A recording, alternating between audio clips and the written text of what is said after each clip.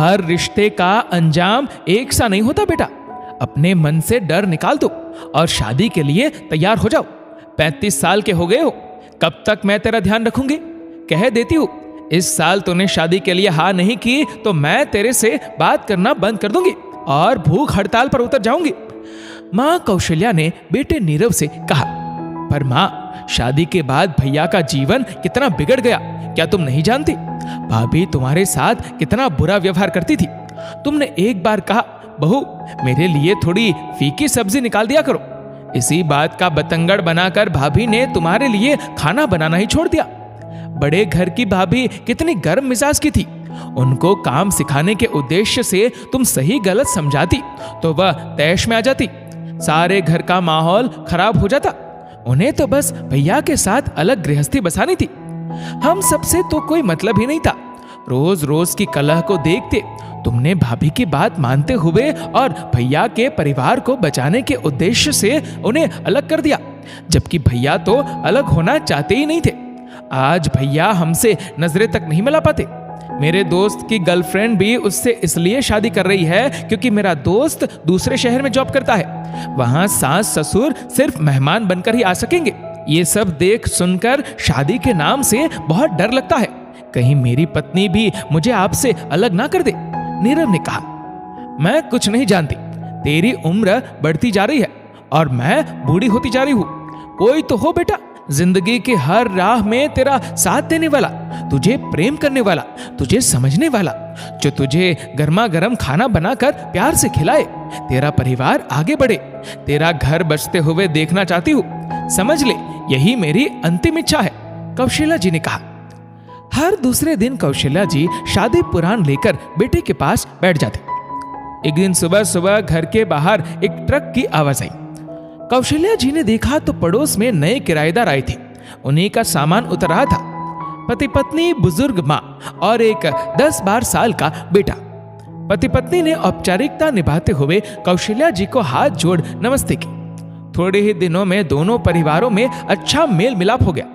पत्नी राधिका बड़ी मिलनसार थी, पढ़ी लिखी, सुंदर, सुशील, गृह कार्य में निपुण, पति, बच्चे, सास सबका बराबर ध्यान रखती। राधिका की सास सरला जी के चेहरे का सुकून ही बताता था कि वे अपने बेटा बहू से कितनी खुश है। कौशल्या जी सोचती, भगवान करे कि उनके नीरव को भी ऐसी ही लड़की मिल जाए। कुछ रोज बाद राधिका की छोटी बहन पूजा उनके पास रहने आई। न मांग में सिंदूर था, न गले में मंगलसूत्र। कुंवारी सी लग रही थी, देखने में बिल्कुल अपनी बहन की परछाई थी, एकदम मिलनसार।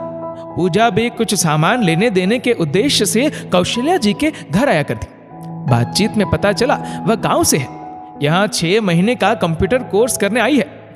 नीरव का भी पूजा से 2-4 बार आमना सामना हुआ। उसे भी पूजा अच्छी लगी, लेकिन उसने अपने मन की बात अपने तक ही रखी। बेटा, मुझे पूजा तुम्हारे लिए बहुत पसंद है। अगर तुम कहो तो राधिका से इस विषय में बात करूं? कौशल्या जी ने कहा, जैसा आपको ठीक लगे। नीरव ने भी अपनी मां की बात का मान रखा।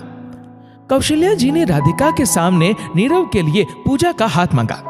राधिका थोड़ी चौंक गई और बोली, आंटी जी, पूजा विधवा है। शादी के 2 दिन बाद ही पूजा के पति का हार्ट अटैक से निधन हो गया था।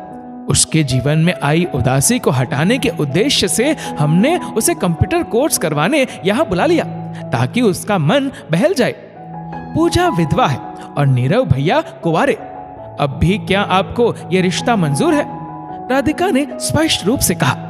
कौशल्या जी कुछ सोचते हुए घर वापस आ गई। बेटा, पूजा है तो बड़ी भली लड़की, पर है विधवा। कौशल्या जी ने निराश होते हुए कहा।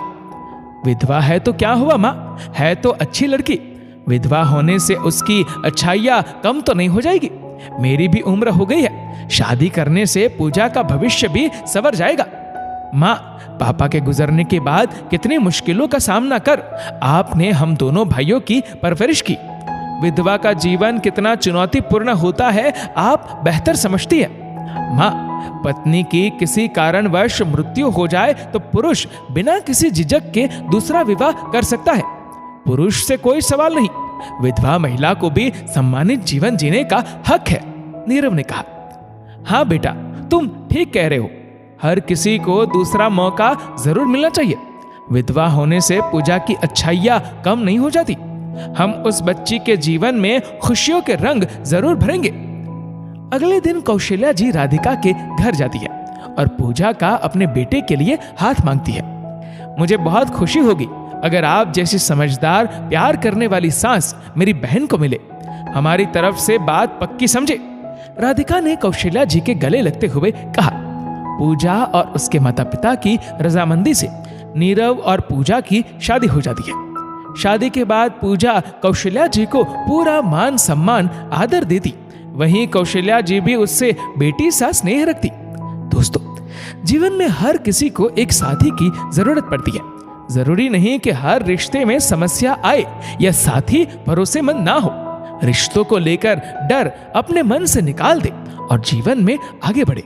इस वीडियो को लेकर आपकी क्या राय है, नीचे कमेंट करके जरूर बताएगा। और अगर आपको वीडियो अच्छा लगा हो तो इस वीडियो को लाइक करेगा, शेयर करेगा ज्यादा से ज्यादा लोगों तक। और ऐसे ही और भी इंस्पिरेशनल वीडियोस के लिए सब्सक्राइब करें हमारे यूट्यूब चैनल को और फेसबुक पर फॉलो करें हमारे पेज को। धन्यवाद।